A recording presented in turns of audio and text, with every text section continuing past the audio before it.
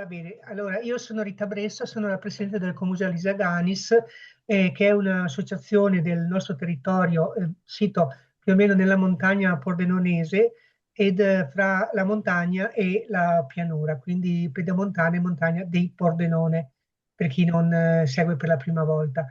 L'Ecomuseo si occupa fondamentalmente di cultura e quindi parleremo di cultura ed pubblica, poi se volete approfondire le attività che facciamo potete comunque andare sul nostro sito, iscriversi alla nostra newsletter che noi inviamo ogni lunedì oppure al nostro gruppo WhatsApp ed avrete tutte le informazioni delle numerosissime attività che noi facciamo durante l'anno. Tra le varie attività nostre ci sono quelle della pubblicazione anche di libri che parlano del territorio e sono fatti da persone del territorio, cioè persone del territorio, ricercatori che ci mettono tutta la loro grandissima buona volontà, ma anche la loro competenza e la loro professionalità per ricercare quelle che sono le particolarità dagli usi e costumi, ma tradizioni, la storia, e questa sera in particolare i cognomi, i soprannomi, che sono molto importanti perché un tempo non si usava il cognome, ma si usava il soprannome, indicano i casati, indicano l'appartenenza. L'Ecomuseo ha molto a cuore l'appartenenza, perché l'appartenenza ad un territorio, ad una comunità, vale molto di più che magari un semplice cognome. Quindi il soprannome è proprio quello che ci dà il senso dell'appartenenza. Abbiamo due autori che ringrazio moltissimo, Claudio D'Agostini e Fabrizio Fucile, che hanno realizzato questi due volumi e hanno naturalmente dietro c'è poi tutto un lavoro di ricerca che ci racconteranno loro sui cognomi di Clausetto e di Santa Lucia di Polcenigo. Ringrazio anche Alessandro Fadelli, che è componente del Comitato Tecnico Scientifico dell'Ecomuseo, che dà sempre un occhio a tutti i volumi, in particolare naturalmente a questi, appassionato di storia ed membro della Filologica Friulana, ma anche molto professionista e molto professionale per quanto riguarda tutta la storia di questo nostro territorio. Bellissimo, stupendo e che merita molto il riportare quello che c'è, quello che c'è stato, in particolare per poter poi trasmetterlo alle generazioni future.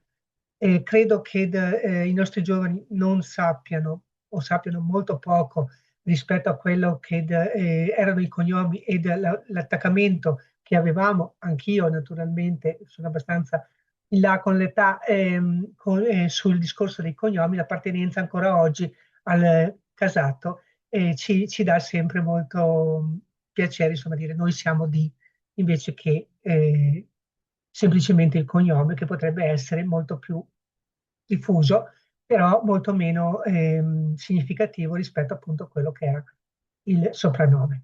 Grazie ancora a tutti e lascio la parola a Margherita per gli aspetti tecnici. Grazie ecco, a Margherita che organizza puntualmente questi incontri e quindi senza di lei, insomma, molti di questi incontri online, no, tutti questi incontri online non ci sarebbero. Grazie Margherita ed buona serata. Grazie alla Presidente Rita Bressa, sempre molto gentile e partecipe poi di questo incontro, anche perché per quanto riguarda le pubblicazioni ci tiene particolarmente. Vi rubo un altro minuto perché appunto prima di iniziare la nostra conferenza voglio ricordarvi insomma che io adesso vi spegnerò i microfoni, giusto per non fare riverbero o eco, e poi ve li riaprirò magari alla fine per le domande. E potete inoltre scrivere in chat come vedo che state già facendo e quindi grazie mille a tutti voi per la partecipazione, grazie a Alessandro Fadelli che ha accettato l'invito da fare da mediatore e ricordo che questo evento si inserisce all'interno della Settimana della Cultura Friulana della Società Filologica. Bene, vi auguro una buona serata, un buon ascolto e do la parola ad Alessandro Fadelli. E una nota tecnica vedevo nella mail, sì, potete seguire anche senza microfono e senza Sì, videocamera. Naturalmente se avete domande potete farlo nella chat e noi alla fine gli autori risponderanno. certo, grazie. Bene, buonasera, buonasera a tutti. Siamo qui per parlare di due libri diversi. Intanto ve li faccio vedere così a mano. Ecco, questo è uno e questo è l'altro. Sono libri che sono usciti qualche anno fa, ma che hanno ancora una piena validità, una piena importanza anche adesso, anche se è passato qualche anno dalla loro uscita. Gli autori sono con noi, appunto Fabrizio Fucile e Claudio D'Agostini. Allora io innanzitutto direi ai nostri due autori, ai nostri due scrittori, di presentarsi. Faccio un po' come nel film Non ci resta che piangere, vi ricordate il gabelliere che ferma Benigni e Troisi e gli dice: chi siete? Da dove venite? Dove andate? Che cosa portate? Ecco, lasciamo stare che cosa portate, ma chiediamo prima a Fabrizio e poi a Claudio: chi sei? Da dove vieni? Cosa fai di bello nella vita, Fabrizio? Allora, grazie a tutti per questa serata che mi fa piacere ritrovare come presentazione appunto del mio lavoro. Io sono nato a Santa Lucia di Budoia e mi pregio proprio di essere l'ultimo nato in paese perché già all'epoca mia si utilizzava l'ospedale, ma io ancora sono nato appunto in quella che è la mia casa materna e ho concluso i miei studi elementari lì per poi trasferirmi a Venezia, dove ho continuato a studiare, mi sono laureato sempre a Venezia e poi sono ritornato a Santa Lucia per alcuni anni, ma dopo poco mi sono trasferito a Roma per completare un dottorato di ricerca. Mentre stavo completando il dottorato di ricerca, ho avuto l'occasione di cominciare ad insegnare italiano agli stranieri e oggi sono 26 anni che dirigo appunto una scuola di italiano per stranieri a Roma. Ecco, questo in breve è il mio curriculum. Adesso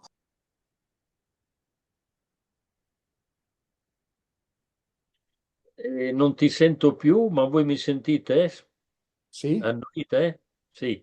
Bene, allora mi chiamo Claudio D'Agostini, sono pensionato già da qualche anno, sono di Clausetto. A differenza di Fabrizio, sono nato in ospedale a San Daniele, dove sarò rimasto però solo qualche giorno. Poi ho studiato in vari collegi salesiani, a partire da Tolmezzo, e poi sono andato all'università a Padova, dove mi sono laureato in lettere antiche. Appena laureato sono scappato dall'Italia, perché la trafila delle supplenze, che era poi il destino di chi si laureava in lettere, non mi attirava particolarmente. Sono andato in Inghilterra, dove ho vissuto circa 2 anni di Bohème e dopo ho fatto un concorso presso il consolato di Losanna in Svizzera per l'insegnamento dell'italiano agli stranieri. In realtà poi eh, ho lavorato nei corsi di lingua e cultura italiana, quindi per i discendenti, figli sostanzialmente dei nostri emigrati in Svizzera. Sono stato molti anni lì, poi sono andato in Brasile a insegnare in una scuola italiana fondata dalla Fiat e dopo ho fatto il salto, cioè ho fatto un concorso al Ministero degli Esteri come addetto culturale. E l'ultima parte della mia carriera ho fatto l'addetto culturale, prima in Brasile un'altra volta e poi in Sudafrica, a Pretoria. Sono poi ritornato alle radici dove mi sono ancora adesso, abbarbicato, a Closetto. benissimo, quindi vedete che i nostri due autori sono tutti e due degli emigranti. Uno è ancora un emigrante, diciamo così, a Roma, l'altro è un ex emigrante.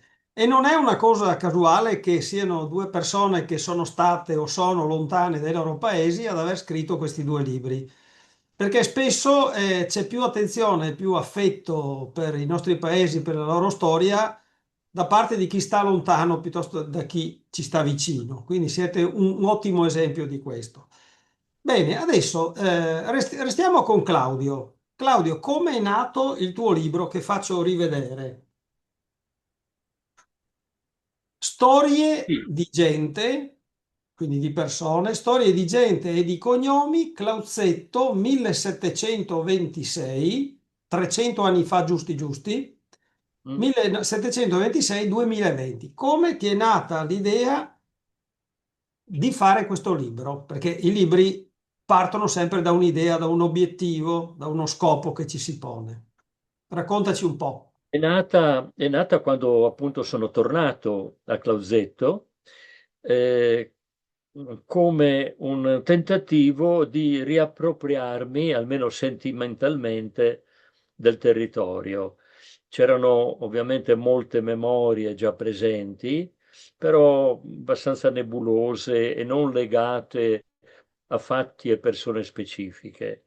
Quello che ho tentato di fare è stato di ricollocarmi in questo ambiente e di ricreare il contatto con le persone che qui vivono o piuttosto sono vissute, perché gran parte delle storie sono di persone che non ci sono più, che sono però molto vive nella memoria. Quindi sostanzialmente un tentativo di riappropriazione sentimentale del territorio e di rimettervi le radici. Ecco, intanto Margherita ci sta facendo vedere di tanto in tanto le immagini dei due libri. I due libri sono stati editi dall'Ecomuseo Lissaganis, ma si trovano anche online, sfogliabili, sfogliabili. Dopo Margherita vi darà le indicazioni per chi vuole vederseli, diciamo, appunto online. Ma c'è anche la possibilità per chi non li ha di ottenerli attraverso l'Ecomuseo di Saganis. Copie rimaste non ce ne sono moltissime perché i due libri, possiamo dire tranquillamente, hanno avuto un buon successo, anzi un ottimo successo, come era prevedibile con questo tipo di ricerche di libri. Adesso tocca a Fabrizio. Fabrizio, raccontaci invece come è nato il tuo libro.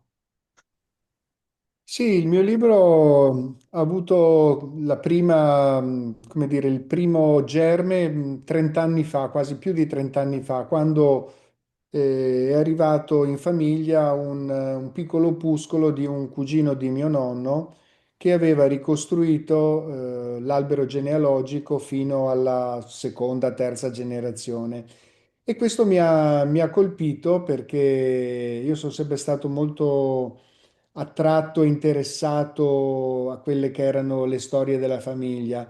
Soprattutto lo ero perché, essendo cresciuto con i miei nonni, c'era una sorta di tradizione, tradizione proprio nel senso di tramandare, di tradizione appunto delle storie della famiglia e delle persone che proprio perché non avevano nulla di scritto, non c'erano testimonianze concrete, mi hanno sempre un po' affascinato, ecco, questa grande capacità di ricordare e di raccontare. E questo devo dire che poi quando ho portato avanti questo lavoro l'ho fatto anche proprio in memoria di queste persone che avevano la pazienza di, soprattutto di raccontare. Oggi noi non abbiamo quasi più questa pazienza perché ci affidiamo comunque a tanti strumenti che ci aiutano a raccontare per noi e a ricordare per noi. Ma quando questi strumenti non c'erano, devo dire che la passione e l'amore di queste persone nel raccontare era veramente una grande forza alla quale bisogna, insomma, ecco, rendere testimonianza e bisogna dare ringraziamento. Comunque, tornando appunto a questo piccolo opuscolo, io prima ho costruito l'albero genealogico della mia famiglia, la famiglia materna, perché come vedete poi il mio cognome non è un cognome friulano, ma alla quale mi sono sempre sentito più legato culturalmente. E quindi una volta conclusa questa ricerca, devo dire che mi aveva colpito appunto una cosa, mi aveva colpito fin dall'inizio che, vedete, ecco, si vede anche la pagina della mia famiglia, quella che voi vedete sulla destra. Mi aveva colpito che questa famiglia si intrecciava con la storia di un'altra famiglia, cioè i Rizzo si intrecciavano con i Del Soldà. E addirittura la zona del paese che era abitata dai Del Soldà, a un certo momento i Rizzo se ne sono un po' impossessati, li hanno un po' espropriati e sono diventati la famiglia con maggiore presenza in quella zona del paese. E poi scoprendo il perché di questo, in pratica uno zio del soldà aveva adottato un nipote di una sorella che era andata ad abitare in un paese vicino, era andata ad abitare a Coltura. E questo nipote è arrivato in paese con il suo cognome, che era il cognome Deritz. E quindi si sono mescolate le famiglie, ma ovviamente il cognome non è che si è potuto cambiare e sono nati i Rizzo, ma ecco perché insomma erano legati a questa famiglia del soldato. E questo mi ha sempre un po' affascinato perché a un certo momento in uno dei tanti documenti, appunto in un atto di battesimo, si trovava che Paul de Ritz, figlio eletto d'anima di Giovan Battista del Soldà, insomma aveva dato vita a questa nuova stirpe. Quindi ecco, da quello è nata la passione che poi negli anni è continuata, ma il poco tempo a disposizione per il lavoro mi ha sempre un po' bloccato, cioè mi faceva andare a rilento. Poi nel periodo del Covid, quando non avevo niente da fare, ho invece approfondito e concluso questa ricerca. Quindi anche nel tuo caso, diciamo così, questo libro deve dire grazie al Covid, al periodo del Covid. Anche parecchie altre persone che conosco o hanno finito o hanno cominciato o hanno fatto dei libri proprio durante i primi mesi, il primo anno di Covid che ci aveva visto chiusi in casa e grazie al tempo purtroppo che c'era e grazie a internet anche sono andati avanti in molti a fare libri. Quindi anche uno dei risvolti positivi, dei pochi risvolti positivi di quel brutto periodo. Ma Visto che ci diciamo, siamo, diciamo che diciamo, tutte le cose, ma in particolare le passioni, hanno bisogno di tempo. Hanno bisogno di tempo e quando lavoriamo ne abbiamo sempre poco, no? Ma le amicizie hanno bisogno di tempo. Ecco perché magari quelle di quando siamo giovani rimangono più salde, perché abbiamo dedicato molto tempo. E così anche la ricerca, se vuole essere una ricerca che ha un fondamento scientifico e non semplicemente una esposizione di quello che uno pensa, ecco, ha bisogno di tempo. E il Covid ci ha dato tanto tempo per riflettere. visto che parliamo del libro, spiegaci anche un attimo queste immagini di copertina, poi farò la stessa domanda anche a Claudio. Che cosa c'è nella copertina? Questa immagine un po' sbiadita, un po' rovinata. Sì, questa immagine è un'immagine di Santa Lucia, un'immagine molto ingenua, fatta probabilmente da chi ha scritto questo registro. È il registro dei conti della chiesa di Santa Lucia. Quando appunto Santa Lucia era ancora come chiesa, si intendeva quella sulla collina. Santa Lucia oggi ha due chiese, una sulla collina, le cui prime notizie le abbiamo nel 1299 e una in piano che invece è stata costruita alla fine dell'Ottocento. Ecco, questa immagine appunto rappresenta Santa Lucia. Mi ha fatto piacere anche che prima, forse per lapsus o non lo so, ma la presidente Bressa ha detto Santa Lucia di Polcenigo. E per qualche tempo Santa Lucia infatti è stata anche soggetta appunto a Polcenigo, non faceva parte della giurisdizione amministrativa di Dardago, anche se invece religiosamente è sempre stata una cappella della Pieve di Dardago. Il paese si chiama Santa Lucia e si è chiamato appunto Santa Lucia, non è che la chiesa si è chiamata Santa Lucia perché il paese si chiamava Santa Lucia, ma è il paese che ha preso il nome da questa cappella probabilmente votiva che si trovava sulla collina. Dardago ha tre importanti cappelle votive, una verso la montagna, San Tomé, una verso est, San Martino, e una verso sud, appunto la parte più a sud, che è Santa Lucia. Probabilmente con l'insediamento degli abitanti sotto il colle, il paese poi ha preso anche il nome appunto di Santa Lucia. Ok, grazie. Adesso faccio la stessa domanda anche a Claudio D'Agostini. Claudio, Ecco, cosa c'è? Cos'è questa è la questa cosa in copertina. copertina che al momento, sai, quando io ho visto la prima volta il libro non capivo. Spiegaci. Queste sono le iniziali che le ragazze in attesa di matrimonio ricamavano sul corredo. E queste sono le iniziali di mia madre, M. Margherita Tito Soni. Perché ho messo questo in copertina? Perché queste storie contenute in questo libro sono di persone non illustri. C'è una grande tradizione storiografica che narra le vite degli uomini, un po' meno delle donne illustri. Questa invece è tutta fatta, questo libro è tutta fatta di storie, di vite di persone non illustri, e una di queste non illustri è appunto mia madre, che ha ricamato queste bellissime iniziali, sopravvissute in un lenzuolo, perché purtroppo i corredi poi con l'uso spariscono. E c'era dunque anche un legame sentimentale che si vuole esprimere attraverso questa copertina, un legame sentimentale non soltanto verso i miei familiari, in particolare mia madre, ma in genere per tutte le persone che io ho conosciuto durante l'infanzia, l'adolescenza, delle figure molto presenti, molto forti anche, molto ben caratterizzate, che hanno voluto così emergere in questo ricamo, di cui poi si parla poi anche di altri ricami, si parla poi anche nel libro, che è fatto soprattutto di storie di uomini, però ci sono alcune poche storie di donne, tra cui una molto bella, di cui si può forse dopo parlare, riguarda un ricamo, proprio un imparaticcio, come lo chiamavano. Ecco, visto che siamo sempre con te, spiegaci quel 1726, perché hai scelto quella data per far partire, diciamo così, la tua ricerca, il tuo libro?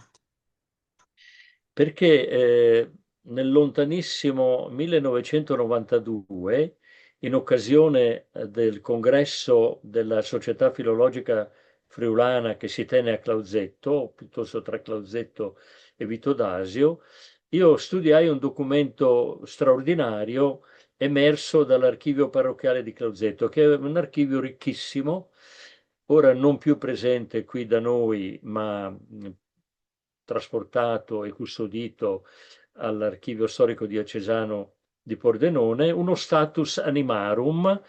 Se Margherita sfoglia un po' il libro, un po' più avanti, eh, c'è anche un'immagine di questo status animarum.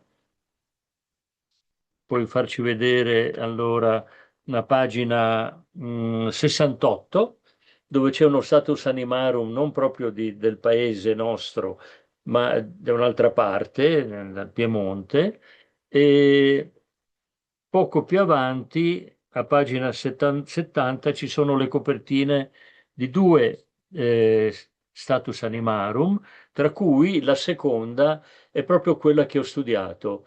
È una specie di censimento ricchissimo di dati, perché oltre a elencare tutte le persone con nome e cognome, ne dà la relazione di parentela con il capofamiglia, poi ne dà l'età, e anche addirittura ci dice se è presente in paese o non è presente. Io l'ho studiato a fondo, come si studierebbe un censimento, e ne ho ricavato una fotografia di scala 1 a 1 della demografia del 1726.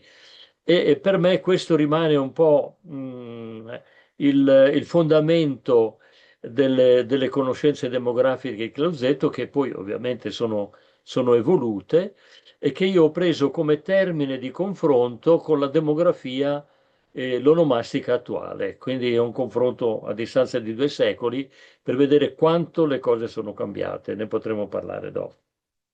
Ok. Tornerei un attimo a Fabrizio. Eh, Noto che i due libri hanno molti punti in cui si assomigliano, ma hanno anche delle differenze di impostazione. Chiaramente, questo è il bello anche di questo tipo di lavori. Fabrizio, tu ti sei occupato quindi di famiglie di Santa Lucia di Budoia e in particolar modo ti sei occupato dei soprannomi di queste famiglie, decine e decine di soprannomi. Spiegaci un po' meglio questa storia dei soprannomi e perché sono così tanti questi soprannomi a Santa Lucia. Ma credo siano tanti anche in altri paesi, ecco, quelli che erano ancora vivi nella memoria erano circa poco meno di 100. Io ne ho censiti, adesso non ricordo esattamente, ma mi pare 130 circa, perché li ho ritrovati anche nei documenti. E i soprannomi, sì, i soprannomi sono molto interessanti perché in un paese come Santa Lucia, ma ci sono molti paesi della stessa, Santa Lucia è particolarmente piccolo, ma comunque in molti dei nostri paesi ci sono 4, 5, 6, 7 cognomi predominanti. Cioè molte famiglie hanno lo stesso cognome. Faccio un esempio, a Santa Lucia il cognome predominante è Forte. A Budoia, forse se la giocano Carlone e Angelin. Ad Ardago sicuramente c'è Zambon. Però se noi andiamo a vedere le famiglie poi, non sono parenti tra loro, anzi, cioè molto molto lontana la parentela, pur avendo lo stesso cognome. Quello che le distingue è il soprannome. Soprannome che in alcuni casi qualche parroco illuminato registrava anche nell'atto di battesimo, ma in moltissimi casi non venivano registrati. Per esempio, nel caso di Santa Lucia, Budoia ed Ardago, parlo di tutti e tre i paesi perché sono molto uniti, sono molto collegati e uniti per quella che è la storia, delle famiglie. Il parroco registrava quasi sempre quelli di Dardago, ma perché? Perché il Pievano, appunto, all'epoca era il Pievano era a Dardago. I bambini venivano battezzati nella pieve di Dardago, sia quelli di Santa Lucia che quelli di Budoia.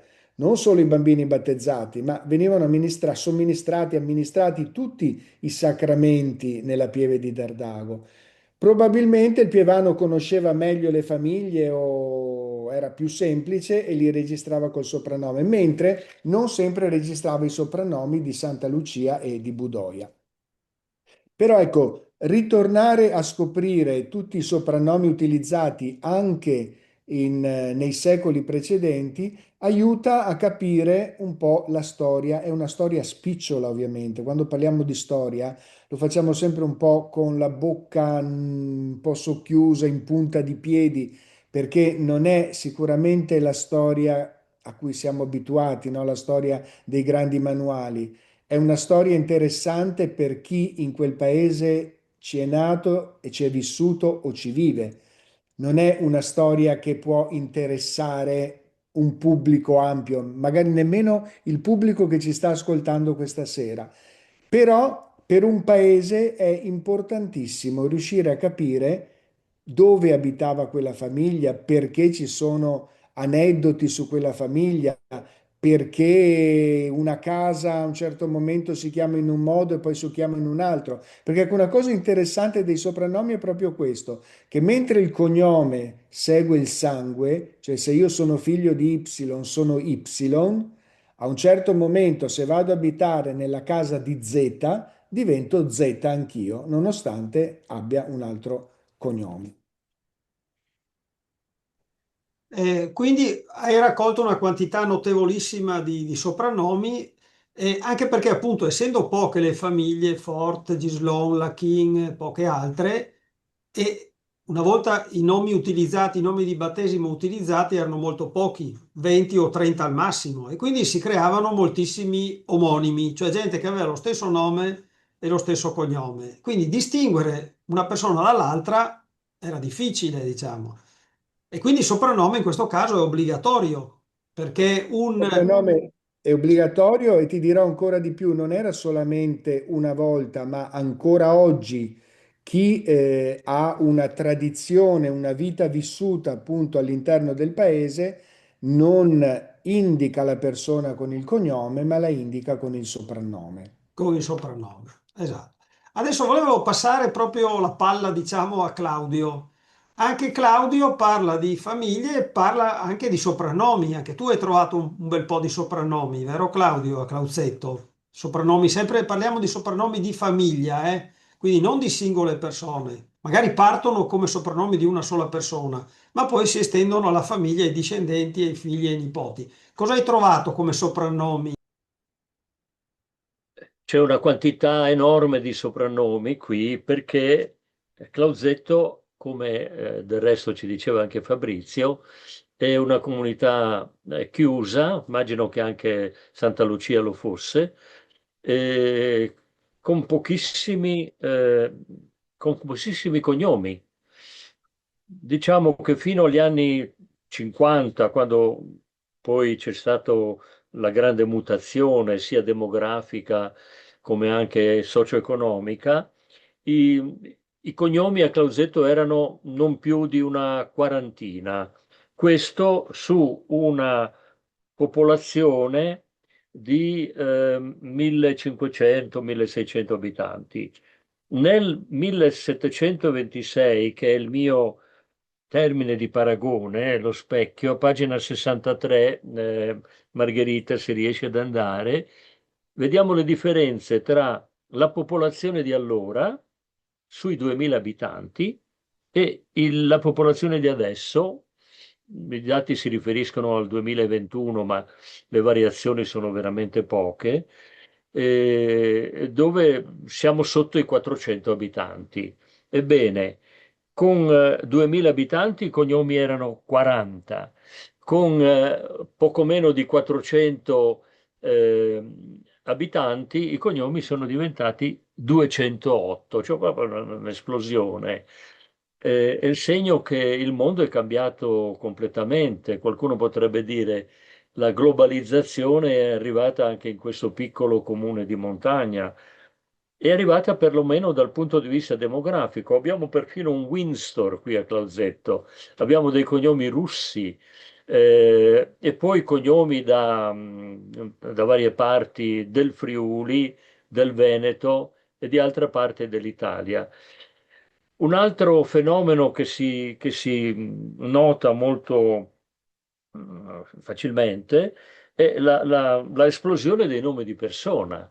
Nel 2021 a Clausetto su 183 persone di sesso femminile, i nomi di battesimo erano 134. Su 206 maschi, 124 nomi. Facendo un salto indietro di 300 anni, abbiamo che su 2000 abitanti c'erano poco meno di una cinquantina di nomi. Stiamo parlando di nomi di battesimo. Se Margherita ci mostra la pagina, vediamo un po', la pagina 80 e 81, vediamo quali erano allora i nomi femminili e i nomi maschili. Una prevalenza per le donne di Maria, è anche facilmente spiegabile. Per gli uomini, di nuovo, Maria sotto la geminazione, Gio Maria, vari altri eh, collegamenti con il nome di Maria. Quindi anche qui c'è stata una vera e propria rivoluzione. I cognomi, i soprannomi, mi dicevi specificamente, Alessandro, sono tantissimi adesso, però nel mio termine di paragone, che è lo status animarum del 1726, ne sono registrati molto pochi, una decina soltanto. Mentre se si guardano invece gli status animarum di epoca austriaca, sono decine, decine, decine, anche perché la popolazione era molto aumentata, soprattutto nel corso dell'Ottocento, fino ad arrivare a un picco, pensate, di 3.125 abitanti nel censimento del 1921, Oltre quindi 3.000, scusa, oltre 3.000 abitanti è arrivato. 3115, non 25, 3115. Rivaleggiava con molti centri della pianura e poi dopo è cominciato il declino demografico. I soprannomi comunque sono vivi ancora, alcuni anche molto curiosi. C'è un Brugestai, c'è un Tirasegnes, c'è un... vediamo se mi viene in mente un altro curioso. Beh, adesso mi sfuggono un po', ma ce n'è di molti curiosi, ecco. Chialchiefen, per esempio. Ecco, cognomi, soprannomi molto curiosi, ecco, che partono da un individuo e poi si estendono alla famiglia. Ecco, una cosa che accomuna un po' tutti i nostri paesi è proprio questa grande quantità di soprannomi nei quali i nostri antenati hanno dimostrato una fantasia notevole, ecco come quegli esempi che hai fatto tu, e anche una certa cattiveria, una certa malignità, perché alcuni di questi soprannomi sono anche un po' cattivelli, diciamo, no? Prendono in giro la persona e poi anche i discendenti per un difetto, per qualcosa che non andava, ecco. Però insomma era tipico della mentalità e anche dell'ironia dei nostri antenati, diciamo, ecco, A erano anche proposito di accettati. ironia, c'erano dei ragazzi altissimi che hanno preso il cognome di Picciul, Il contrario, il contrario. contrario. Eh. Ecco. Niente, visto che stiamo parlando proprio con te, Claudio, durante il tuo lavoro, la tua ricerca per fare questo libro, hai trovato particolari, qualche difficoltà che sei riuscito a superare o che non sei riuscito a superare? Hai avuto qualche aiuto, diciamo, esterno? Perché penso sia anche interessante per chi ci ascolta capire un po' come il lavoro che deve fare uno che vuole fare questo tipo di ricerche, perché da fuori sembrano facili, no? Il libro, sì, i due libri non arrivano a 100 pagine, Mm. sono dei libretti senza offesa, ma dietro c'è un lavoro enorme che spesso la gente che non ha provato a fare cose del genere non capisce. Allora, ci sono state appunto difficoltà, punti difficili, aiuti, ostacoli in questo lavoro? Cominciamo dagli aiuti che sono venuti da tutti coloro che hanno messo a disposizione le loro storie, i loro documenti, le loro fotografie. Sono persone che adesso qui non nomino ovviamente, ma a cui sono veramente molto grato. Difficoltà. Beh, se voi guardate per esempio le pagine che abbiamo appena visto, 80, 81, 78, oppure le cosiddette torte di pagina 74-75, sono lavori che hanno richiesto grande pazienza, raccolta di dati, sistemazione dei dati in fogli Excel e poi la costruzione dei grafici. Un grafico di questo genere, che sembra una stupidaggine, può costare anche 3-4 ore di lavoro. Quindi voi contate i grafici e vedete poi quante ore di lavoro si possono sommare. Per il resto il lavoro è stato molto divertente perché raccontare delle storie è sempre qualche cosa che fa parte della nostra psiche umana. L'uomo ha bisogno di raccontare delle storie e anche di sentirsele raccontare. Scriverle in fondo e raccontarle prima di tutto a se stessi e poi dopo offrirle anche agli altri perché le leggano. Quindi è stato un lavoro molto divertente e anche molto appassionante. Qui vedete un altro grafico che ricostruisce una famiglia tipica del 1700, molto molto diverse per struttura dalle famiglie di adesso, e anche qui c'è dietro un lavoro notevole di sistemazione dei dati, di costruzione del grafico. Non essendo io un grafico di professione, ho cercato in qualche modo di realizzare quello che trovavo nei libri di demografia. Ma in complesso è un lavoro molto divertente, molto appagante, ecco, direi. Grazie. Stessa domanda la girerei anche a Fabrizio. Difficoltà, ostacoli, aiuti, scoperte magari anche così inaspettate, inattese nel corso di questo lungo lavoro, perché tu dicevi che hai cominciato 30 anni fa.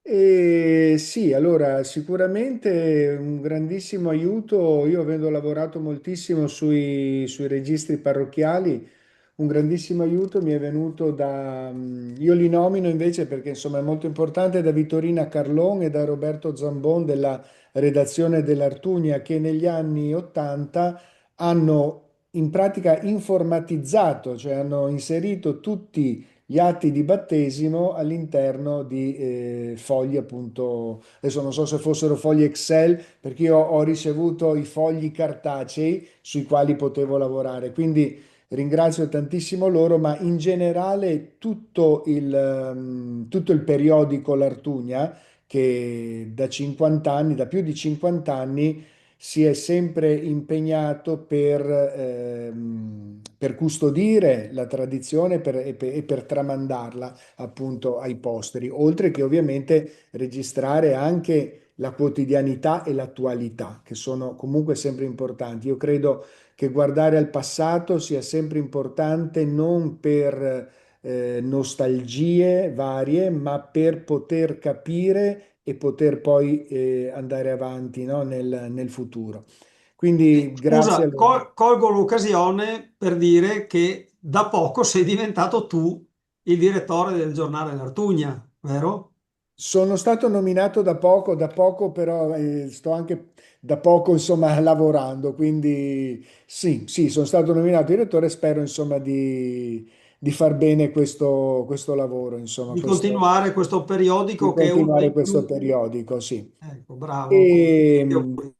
quindi grazie. E difficoltà no, perché come dire, sì, fatica, come diceva anche Claudio, no? Il impegnare molto tempo, impegnare molte energie, ma la passione che nasce da questa ricerca ti aiuta anche, ti dà la forza e l'energia per andare avanti. Grandi scoperte, grandi scoperte, torniamo sempre un po' a quello che ho detto prima, per un pubblico più ampio di quello che è il paese, no, non ci sono grandi scoperte. Però per me, per esempio, anche capire che i soprannomi inizialmente non erano tanto per le famiglie originarie del paese, ma erano per i foresti. Solitamente nel 600 abbiamo pochissimi soprannomi e la maggior parte sono soprannomi che indicano una provenienza. Per esempio Barthan, no? Che arrivava da Barcis. Quindi probabilmente all'inizio avevano dato i soprannomi a quelle persone che non riconoscevano facilmente perché non originarie del paese. Poi invece con lo sviluppo demografico, soprattutto del Settecento, della seconda metà del Settecento, è stato necessario anche identificare le famiglie attraverso un soprannome. Quindi ecco, direi difficoltà no, aiuti tanti, aiuti sia da appunto dai documenti, soprattutto dai documenti comunque.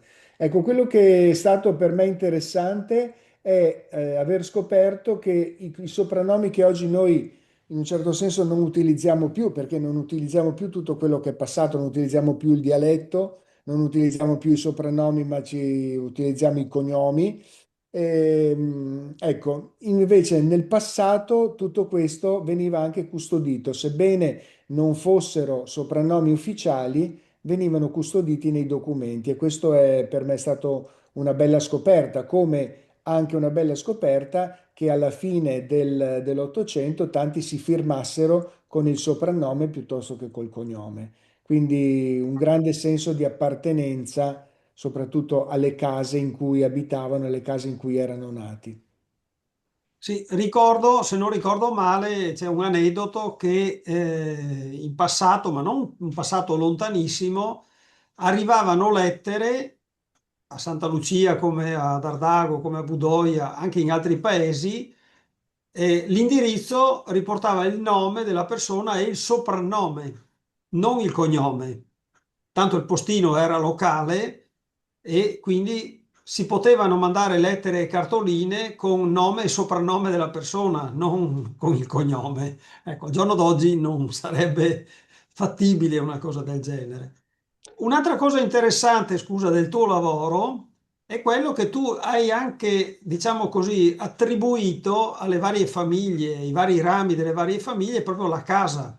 Se Margherita può tornare a fare vedere una delle Sì, pagine, infatti il è mio proprio la uomo. collocazione di quella ramo, di quella famiglia in una determinata casa, che è una cosa estremamente interessante. Hai ricostruito una topografia, diciamo, molto precisa di quasi tutto l'abitato di Santa Lucia.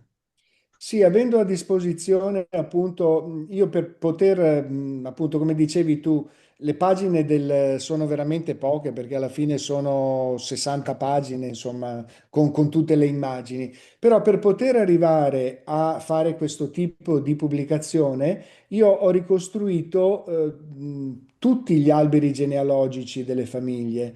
E quindi con quegli alberi genealogici che ovviamente sono stati ricostruiti non sulla scorta del soprannome, ma sulla scorta del cognome, e poi, vabbè, in una maniera che forse oggi non è più molto ortodossa, ma ho seguito solamente le genealogie paterne, ovviamente, non quelle materne, ma sarebbe altrimenti un lavoro veramente impossibile. Quindi, ricostruendo tutti gli alberi genealogici e poi avendo a disposizione i sommarioni del catasto napoleonico, è stato facile anche trovare dove quelle famiglie abitavano. E quindi, insomma, sono riuscito anche a creare una distribuzione appunto che non era neanche così difficile, perché comunque Santa Lucia è nata come piccoli nuclei, proprio ben evidenti quasi ancora oggi, no? Il nucleo sotto la collina era il nucleo della famiglia Gislon, il nucleo sotto l'altra collina era la famiglia Fort, i Lachin invece nella parte più verso la campagna, e poi l'ultima parte, ecco qui in fondo a destra si vede, era la parte dei Del Soldà. Quindi piccoli nuclei che poi insomma si sono fusi. Però deve essere stato un paese tipo alcuni paesi ancora della campagna piemontese o lombarda, con delle cascine che poi hanno creato, no? Delle piccole abitazioni, piccoli nuclei familiari che poi hanno creato il paese. Ecco. Adesso torniamo da Claudio. Claudio invece ha approfondito alcune famiglie, non tutte, alcune delle famiglie di Clausetto, no? Non so, i Baschiera, i Brovedani, i Scuti, Concina, ecco, c'è Scuti, Zanierro Scuti, presente. Zanier, ecco, che mi confermi si dice Zanier e non Tu hai... Zanni. No, no, no, no, no. Io ricordo. Con l'accento sulla E. Sì, Sì, ma io beh. ricordo un'eternità fa, quando facevo le superiori, che avevo un compagno di classe che arrivava da Vito d'Asio e voleva assolutamente che lo si chiamasse Zannier e non Zanniere. Io continuavo a dire, ma no, ma sarà Zannier. Boh, vabbè.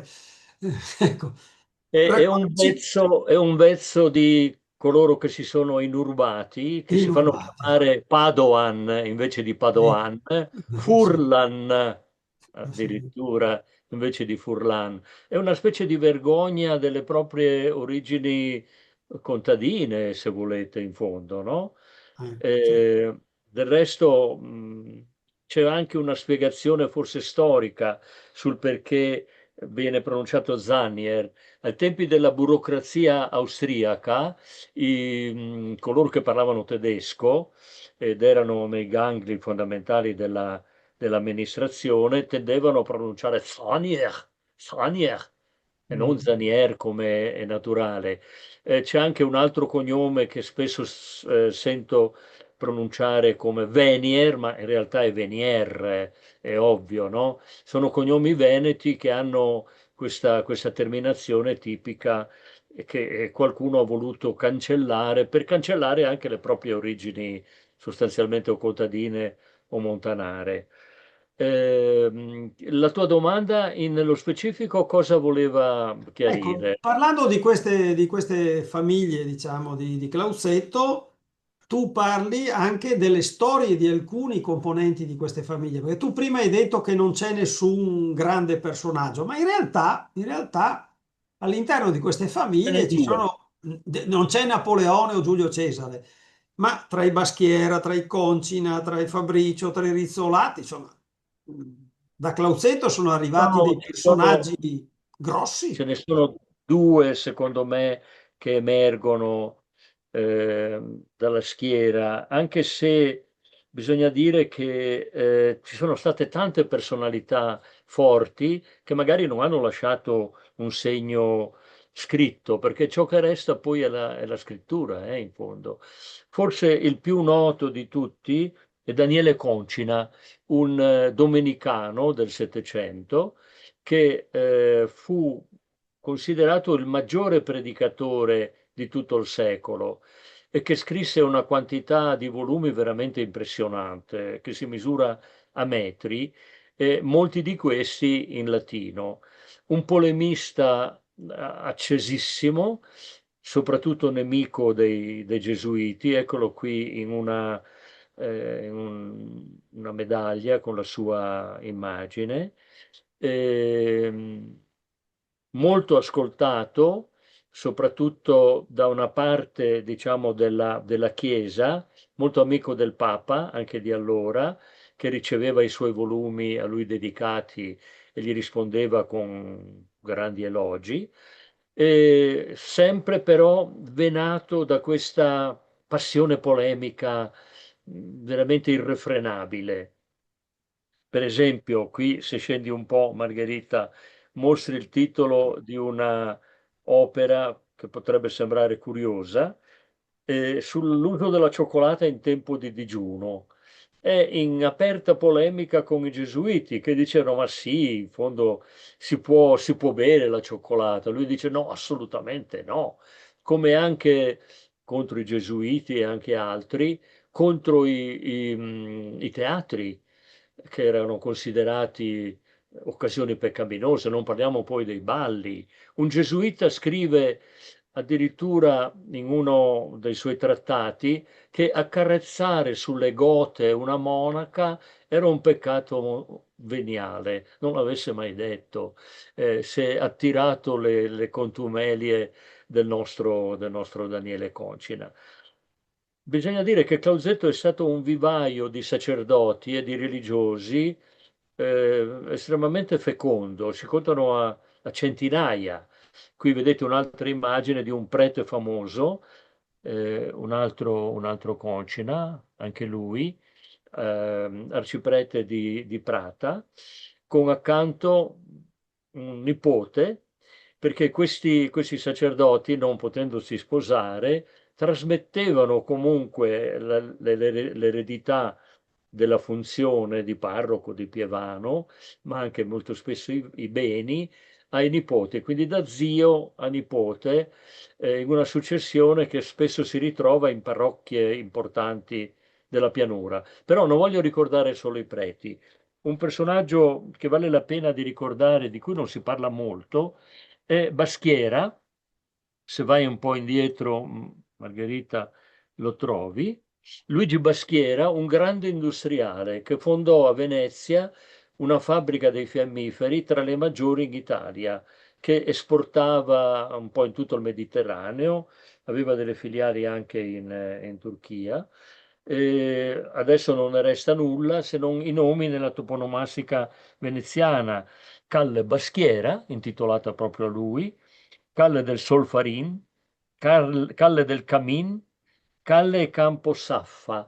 Safra era una specie di conglomerato di queste fabbriche di fiammiferi che a un certo punto hanno creato un consorzio quando il governo ha aumentato molto le tasse sui fiammiferi, che erano un bene di consumo fondamentale, che arrivavano in tutte le famiglie e che nelle famiglie portavano spesso immagini esotiche, come vedete qui. Queste sono scatole di fiammiferi che ci portano l'immagine degli elefanti, di immagini di vita del Settecento, vita galante del Settecento, e via via, fino anche addirittura a episodi danteschi. Se guardate a pagina 8, Margherita, c'è un canto dell'inferno, il 30°, dedicato a Mirra, che viene riprodotto su una scatola di fiammiferi. Ecco, questi due personaggi direi che sono quelli che risaltano,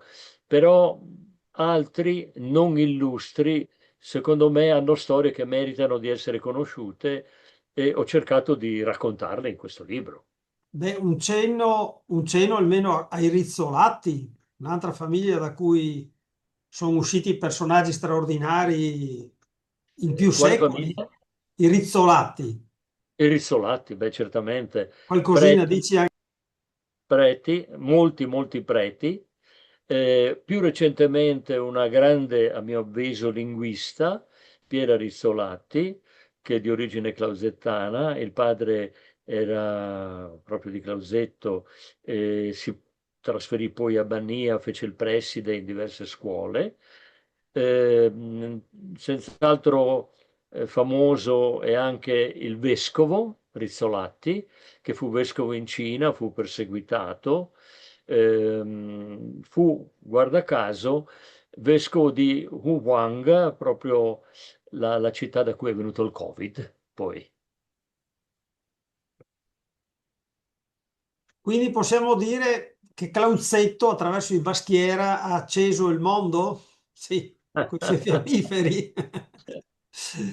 Bene. Sì.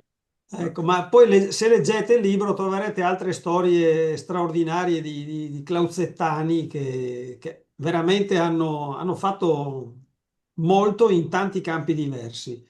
Ricordo anche che il famoso clero di Clauzetto veniva ricordato anche da Ippolito Nievo, no?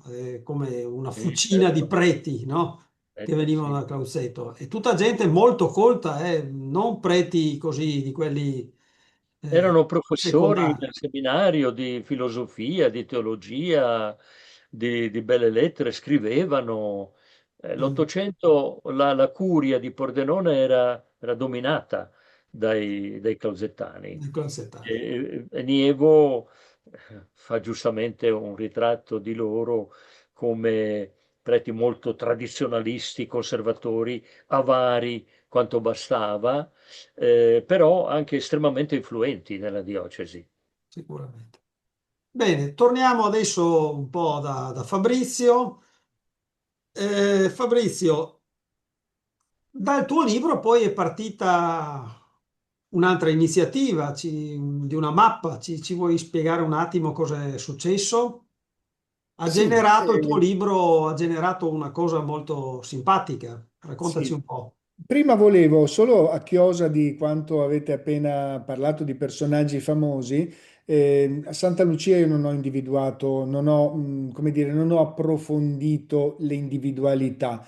Interessante è che a un certo momento nel Settecento arriva una famiglia, la famiglia Besa, che probabilmente arrivava dalla Carnia, che apre il primo negozio, la prima attività commerciale, cioè prima non c'erano attività commerciali, probabilmente avveniva attraverso il baratto, lo scambio, o ci si doveva rivolgere appunto a centri un po' più importanti come probabilmente proprio Polcenigo o Dardago, e aprono il primo negozio e in poco tempo diventano la famiglia dal punto di vista sociale più in vista, più importante, diciamo, del paese, fino ad arrivare proprio all'inizio del Novecento in cui c'era una filanda Besa, in cui alcune famiglie Besa si erano trasferite in Francia, a Trieste, avevano aperto degli alberghi.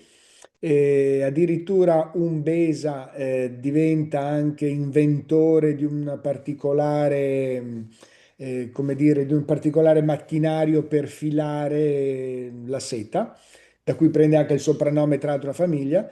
E la cosa interessante è che questa famiglia non ha dei soprannomi propri, ma ha dei soprannomi che ha acquisito dalle case che ha comprato, cioè alcuni hanno un soprannome appunto acquisito dalle case che hanno comprato. E pur essendo appunto una famiglia importante perché per esempio anche la via dove loro abitano nella tradizione appunto popolare, ma ancora oggi è la collina de Besa, la riva de Besa, no? Che poi anche in toponomasti, sì, anche nella aiutami Alessandro, nell'attuale, perché la via si chiama Via Besaforte, no? Perché ricorda appunto la contrada dei Fort originaria e poi invece l'arrivo di questa Sì, famiglia. sì, nell'odonomastica attuale mette insieme le due famiglie, sì. Beh, ma un cenno, scusa, a proposito di personaggi, a Monsignor Comin. Sì, Abbiamo parlato sicuramente di preti clauzettani, parliamo anche di un di Monsignor di Santa Comì, Lucia. sicuramente possiamo parlare. Il vescovo Monsignor Comì, appunto nato a Santa Lucia, cresciuto, educato da Don Romano Zambon, altro importante pievano di Dardago. Poi è entrato nella famiglia salesiana ed è diventato vescovo in Ecuador, dove ancora riposa, è morto nel 1963 e di lui sono molto importanti proprio tutte le attività missionarie nell'Ecuador. E, Torniamo tornando all'utilizzo dei tuoi dati, diciamo, sì, fuori dal libro. tornando all'utilizzo dei miei dati fuori dal libro, l'amministrazione comunale ha ritenuto di promuovere una mappa interattiva in modo tale che si possa un po' giocare sia con i luoghi che con i soprannomi censiti appunto nel libro. Anche se, come dire, ai miei occhi perde un po' del sapore, no? Perde un po' del sapore che ha invece la ricerca, cioè leggerlo su un pezzo, su una pagina di un libro, su un pezzo di carta è diverso che lavorarci, insomma, però io sono un po' tradizionalista, sono un po' all'antica, quindi magari tu Alessandro riesci a vedere maggiormente l'importanza di uno strumento di questo tipo. Guarda, sono anch'io attaccato alla carta frusciante, però ecco, vedi, anche questo strumento permette a chi sta in Brasile o in Argentina, come i nostri amici che ci seguono, di mettere il piede praticamente, quasi concretamente a Santa Lucia. Clicca sopra, si vede il lavatoio della Salera, si vede la foto, descrive la famiglia che abitava lì vicino, oppure se si va su una casa. Ecco, vi sta facendo Certo. vedere Margherita, si fa il tour virtuale, come si suol dire adesso, di Santa Lucia e anche delle case, non soltanto di monumenti, diciamo. Sì, È no, chiaro che senza la tua ricerca e senza il tuo libro, questo non sarebbe stato possibile. Questo è un figlio, un po' spurio, ma è un figlio, diciamo, della tua sì, sì. ricerca. Ok, tornerei a Claudio. Sono qui. Claudio, raccontaci qualche altra storia di questo libro che hai voglia di raccontarci, di dirci. Ne abbiamo già dette diverse, ma qualcosa È hai ancora? una storia che mi ha molto colpito. Non tutti i clausettani hanno avuto, si può dire, successo.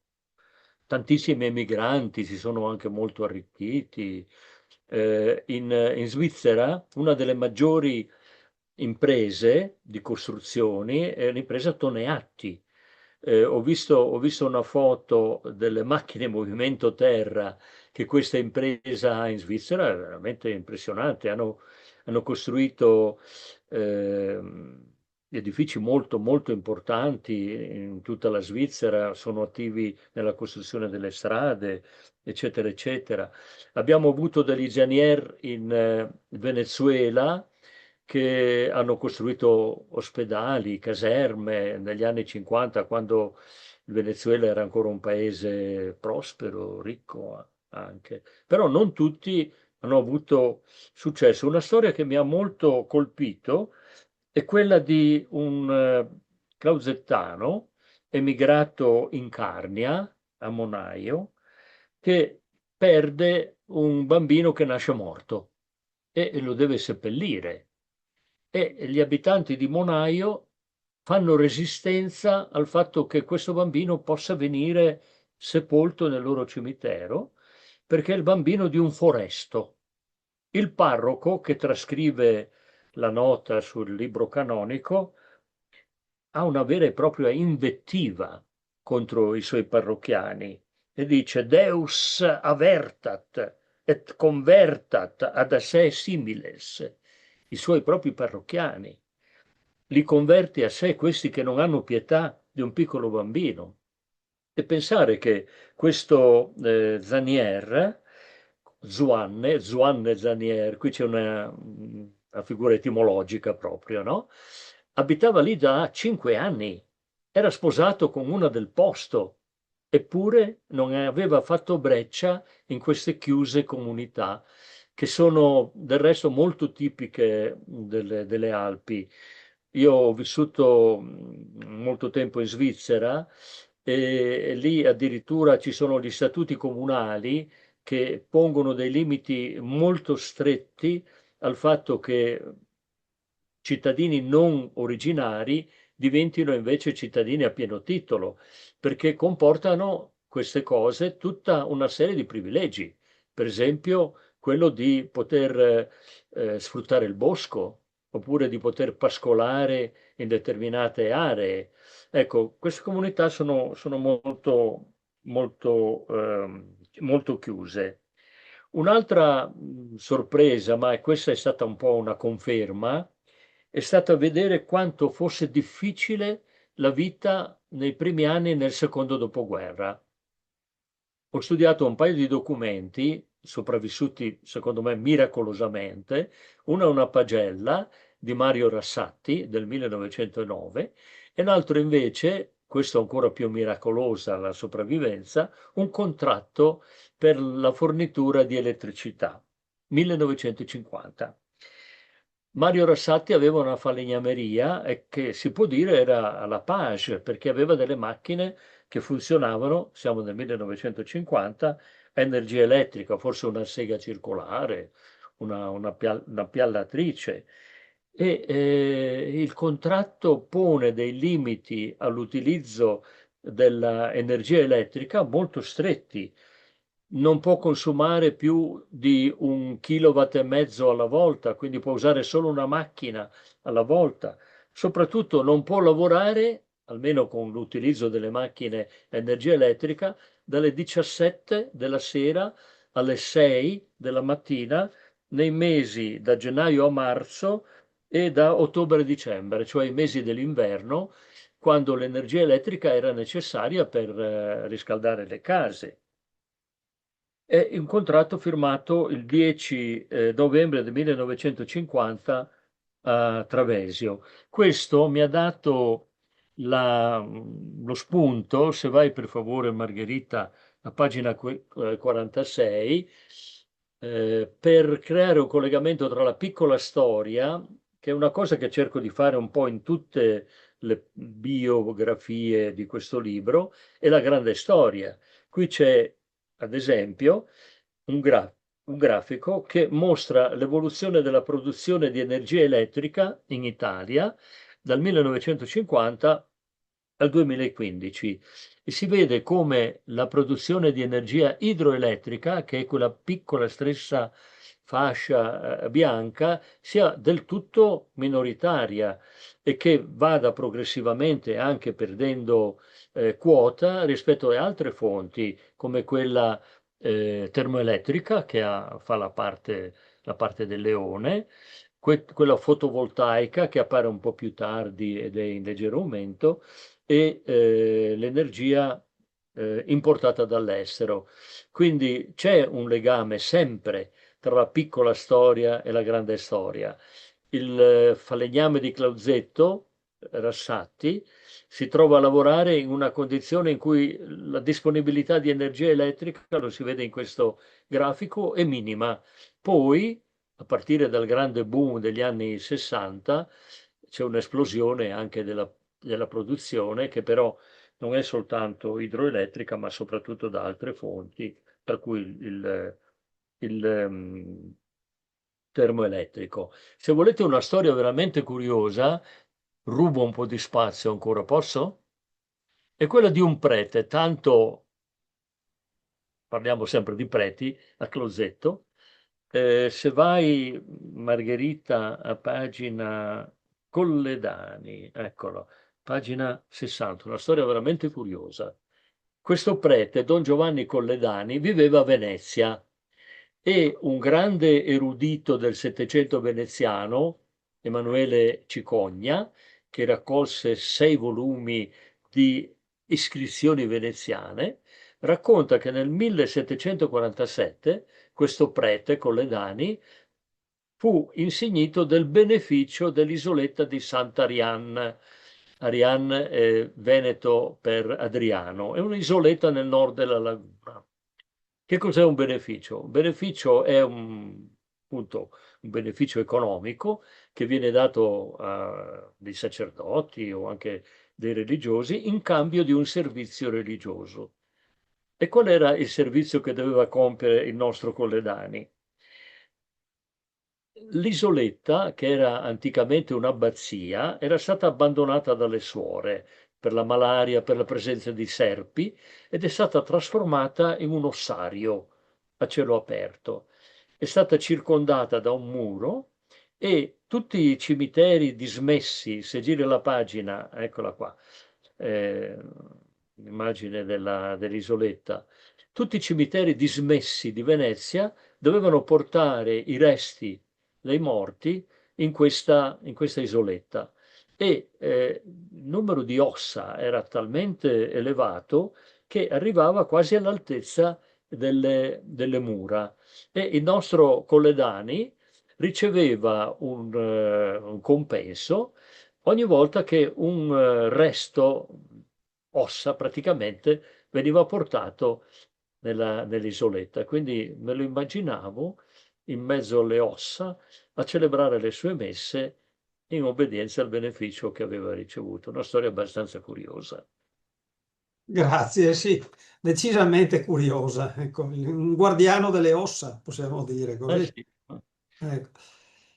Fabrizio, hai qualche altra storia meno macabra da raccontarci su Santa Lucia, sulle sue famiglie? No, storie, come vi ho detto fin dall'inizio, io non mi sono occupato di storie, mi sono occupato appunto di relazioni familiari, di origini. Cioè, io ho messo un po' a frutto quella che è stata la mia formazione filologica.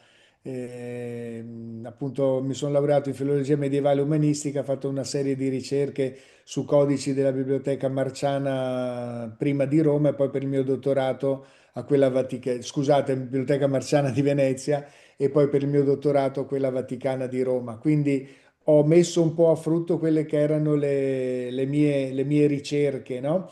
Quindi non mi sono occupato in particolare di qualche storia, perlomeno all'interno, ecco, di questa ricerca. Le storie che sicuramente escono poi sono le storie delle singole persone, che sono sempre poi molto interessanti, anche se non hanno fatto grandissime azioni o hanno portato a termine opere particolari.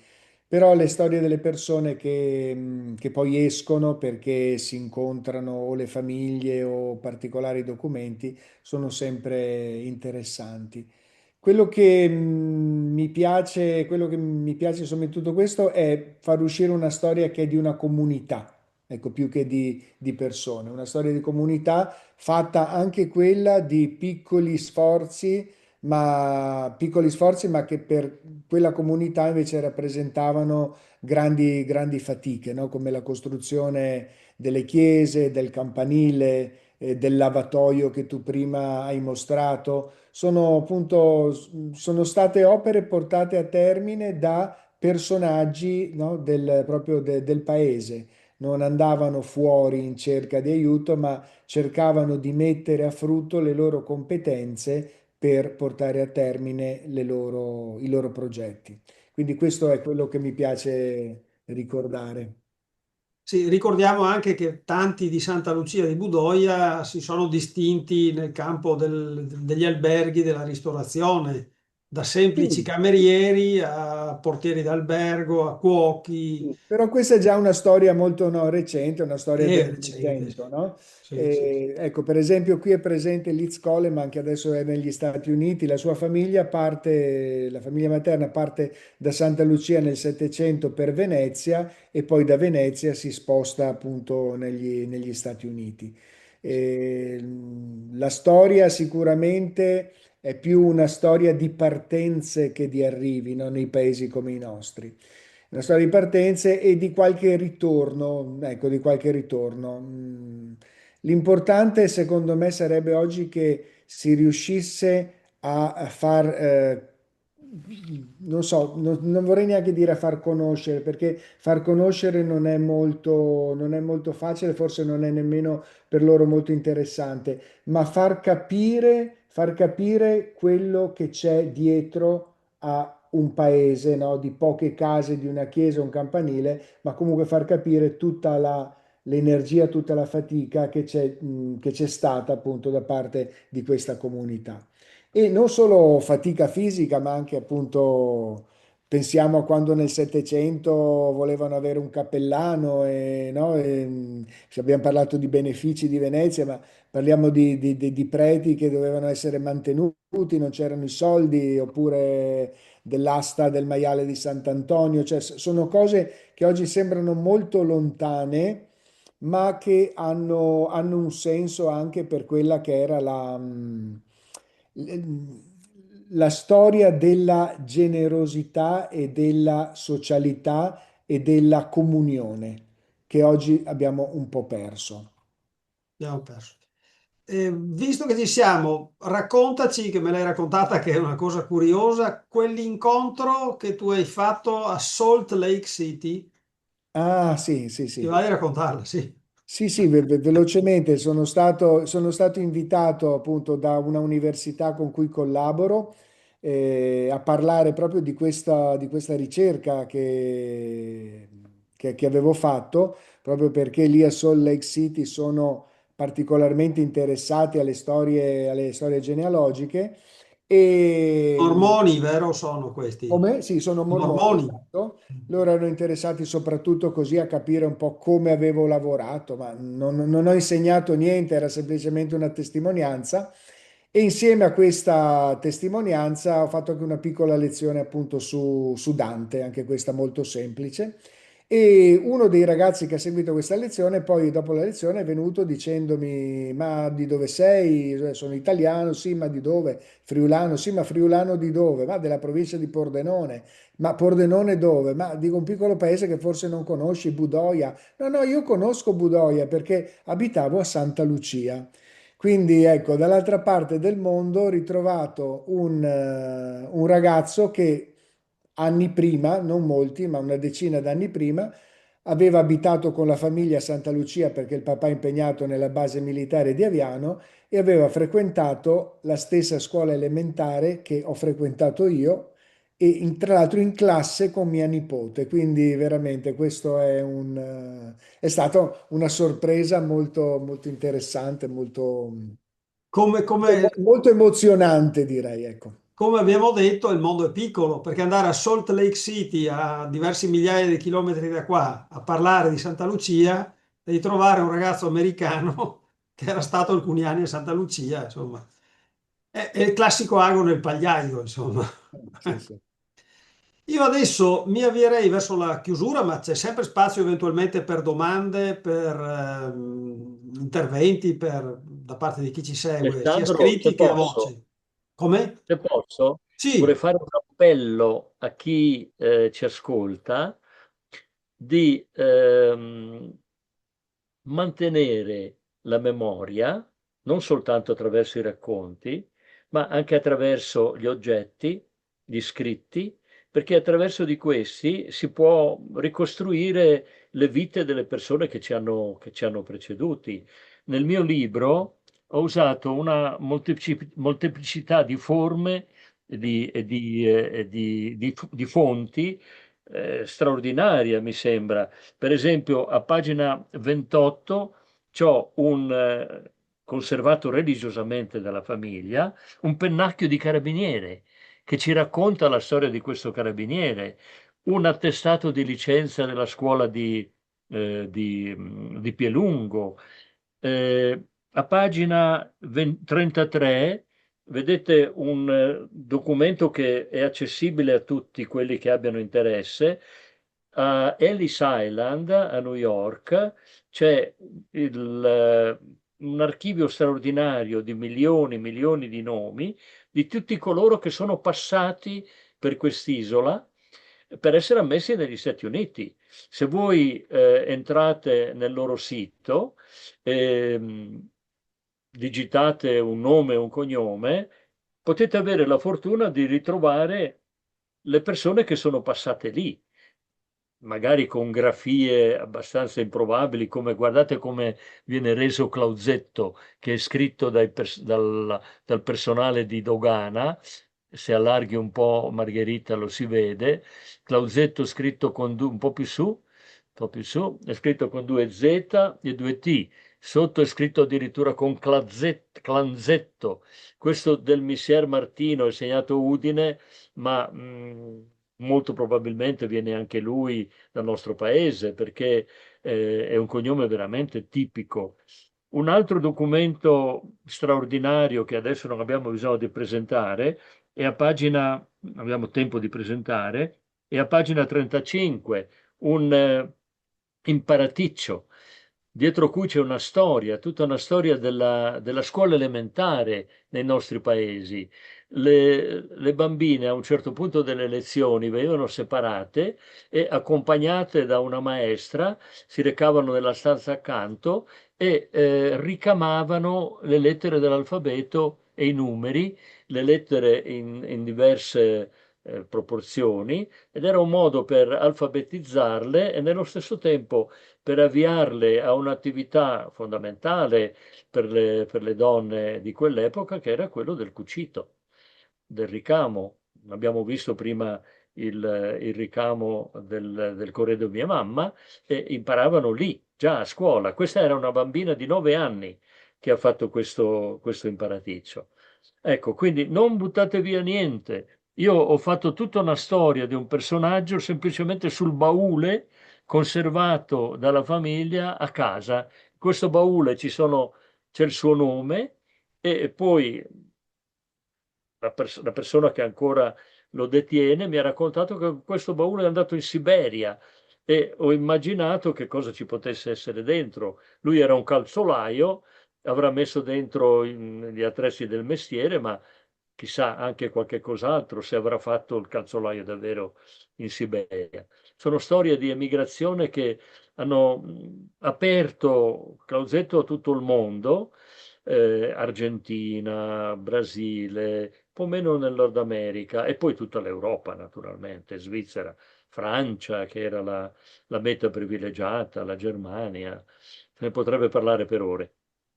Ecco, purtroppo noi dobbiamo avviarci alla conclusione, lasciamo eventualmente spazio a qualche domanda o tramite video o tramite la chat alle persone che ci stanno seguendo.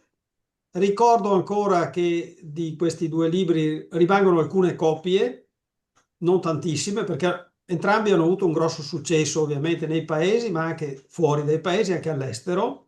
Potete richiederli all'Ecomuseo e comunque, come avete visto, sono sfogliabili, sono su internet. Mi pare che ha già messo, sì, Margherita ha già messo il Sì. sito, vero?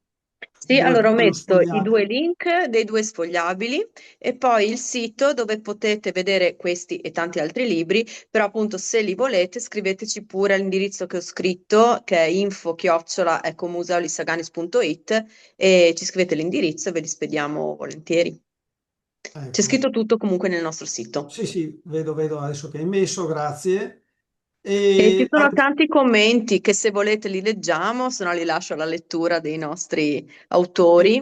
Volevo solo ringraziare anch'io moltissimo, è veramente molto interessante la serata ed in spirito proprio museale, nel senso che abbiamo parlato di quelli che sono le nostre comunità, e ringrazio moltissimo Claudio proprio anche per aver ricordato il fatto che bisogna mantenere, no? Cioè non buttare. Purtroppo oggi maggior parte dei ricordi vengono buttati, vengono considerati cose inutili, dove invece abbiamo visto come lui abbia potuto ricostruire eh, una storia di Clausetto, delle famiglie di Clausetto, proprio sui ricordi che lui ha trovato.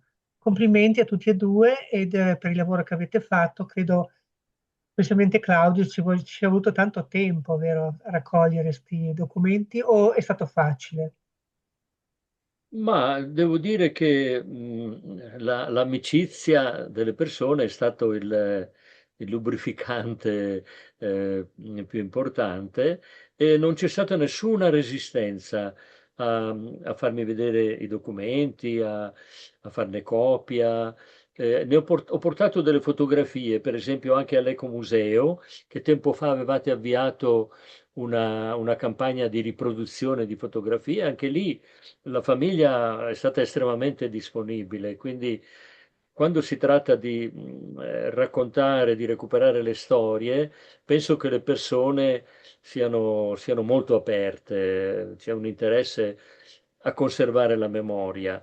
Non so le nuovissime generazioni come si pongono rispetto a questo, ma dobbiamo perlomeno noi difendere la memoria e cercare di coinvolgere quelli che vengono dopo di noi, non c'è altro, ecco. Margherita vi fa vedere adesso la nostra piattaforma che raccontiamo l'Ecomuseo, un'altra delle attività che noi abbiamo avviato, dove appunto insieme, perché è un lavoro collettivo, possiamo comunque raccontare il nostro territorio inserendo storie, quindi non solo libri, ma proprio online. Se avete anche altro materiale, mi riferisco ai due autori, ma a tutti quelli che poi lo vogliono fare, potete inviarcelo e noi inseriamo in questa piattaforma che può essere è visibile al mondo praticamente quelle che sono le nostre storie. Scusa, Rita, Sì, questa foto del collegio Ricci è stata vista da qualcuno in Emilia-Romagna che mi ha sì. scritto dicendo che conosceva qualcuno o era discendente di qualcuno, adesso devo rileggere la sua mail, che aveva frequentato questo collegio dove era stato un mio zio. Quindi il lavoro che voi state facendo è veramente prezioso, non soltanto per la conservazione, ma anche per creare dei legami tra le persone, perché questa persona dell'Emilia-Romagna altrimenti non avrei mai potuto sapere neanche che esisteva e che aveva un collegamento con una parte della vita della mia famiglia. È È una successo a notizia te, di ieri. Claudio? Sì, Claudio, ma è successo anche a me con altri documenti che ho inserito che mi avevano chiamato per chiedermi alcune notizie, alcuni riferimenti, ma anche la possibilità di duplicarli. E per questo io ritengo che questo strumento sia importante e deve essere sempre di più implementato. Se hai voglia, se avete voglia, tempo ed noi magari di mandarci anche altri nell'ambito delle nostre stanze virtuali, perché questo è un museo collettivo, è un archivio, chiamatelo come vogliamo, collettivo, che però, come dicevi, ha una visibilità diversa del libro. Molte volte i libri che noi abbiamo comunque messo sfogliabili online non hanno lo stesso approccio, non hanno la stessa velocità di ricerca rispetto a queste piattaforme. Quindi vi invitiamo ancora ad mandarci documenti, mandarci racconti, mandarci tutto quello che ritenete per poterlo inserire. Anche siamo disponibili anche a fare altre stanze. Abbiamo creato delle stanze virtuali che sistemeremo un po' perché chiaramente siamo in partenza, ma di questo magari ne parliamo anche a voce, insomma, sempre un piacere. Vi segnalo il sito della nostra associazione qui di Clausetto Antica Pieve d'Asio, che ha una bella sezione di foto antiche, di cartoline storiche, che vale la pena di scorrere. Arrivano fino agli inizi del Novecento, per esempio, le cartoline e le fotografie. Insomma, per cartoline e fotografie è un'età già veneranda. Ecco, penso che anche la registrazione di oggi, Margherita, verrà messa nel sito perché c'era una signora Sì. che chiedeva di poterla ricevere Sì, la mettiamo nei prossimi giorni, insomma, la carichiamo nel nostro canale YouTube e poi di rimando nel sito, E quindi sicuramente. rimarrà lì, diciamo, non dico in eterno perché non c'è niente di eterno, ma rimarrà questa registrazione e potrà farla vedere ai figli, mi pare che diceva la signora. Ma Ecco, in noi modo di che... norma tutte le nostre, Alessandro, i nostri incontri, salvo qualcuno che ci dice che non vuole essere registrato, vengono registrati ed di norma, Margherita mi confermi, vengono visti più dopo che durante Sì, l'esecuzione dell'incontro. Cioè certo. molti sono stati visti proprio tantissime volte dopo, perché poi scorrendo uno scorre l'altro e uno va a rivedersi, non solo a rivedersi, ma anche a vedere di nuovo l'incontro. Posso aggiungere una piccola cosa?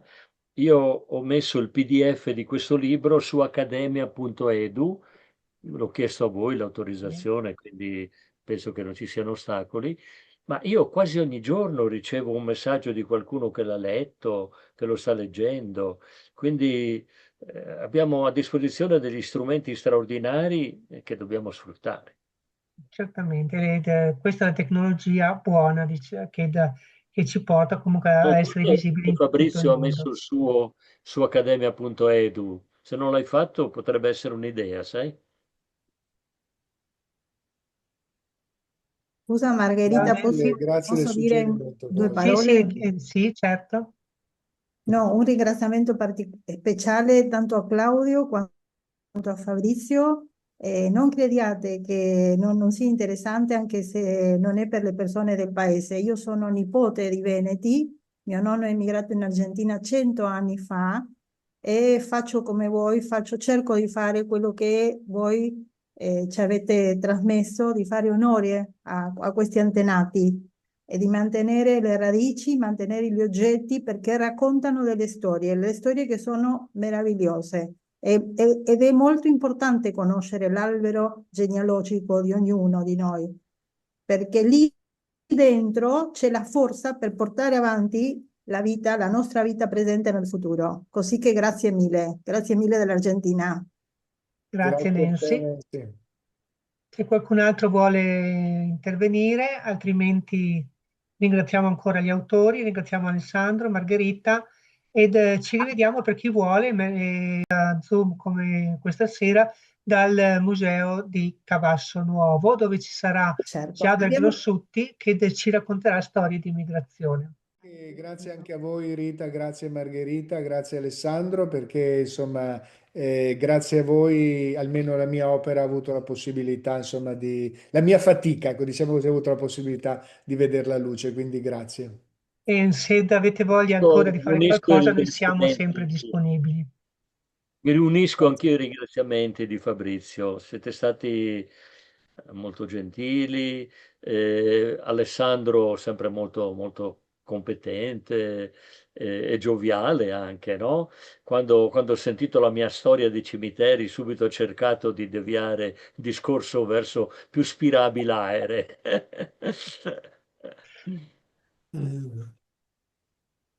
Va bene, io vi ringrazio ancora tutti ed vi do appuntamento per sabato, se chi vuole, ed visto che ho visto molti nuovi nomi rispetto a quelli che di solito insomma, si prevedono in questi nostri incontri online, se volete comunque noi siamo qua e se volete andare a vedervi anche tutti gli altri e avete voglia e tempo, potete andare comunque, come diceva Margherita, sul nostro sito troverete tutte le notizie, compreso i video, compreso le registrazioni, tantissime, di incontri che abbiamo fatto questi ultimi anni, in particolare dopo la pandemia, oltre ai nostri video, libri e tutto quello che stiamo facendo.